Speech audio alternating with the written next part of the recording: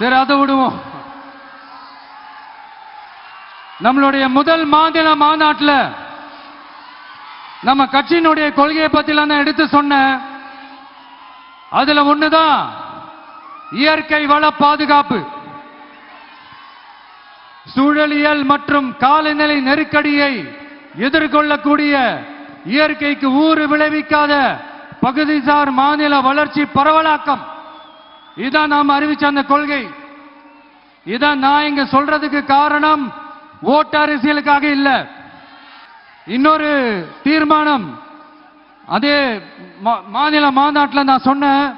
அது விவசாய நிலங்கள் பாதுகாப்பு கொள்கை தீர்மானம். அதுல காஞ்சிபுரம் மாவட்டம் பரந்தூரில் 1000க்கும் மேற்பட்ட ஏக்கர் பரப்பளவில் 13 நீர்நிலைகளை அழிச்சு சென்னை நிரந்தரமாக வெள்ளக்காடாக்கும் திட்டத்தை ஒன்றிய மாநில அரசுகள் கைவிட வேண்டும் வலியுறுத்தின.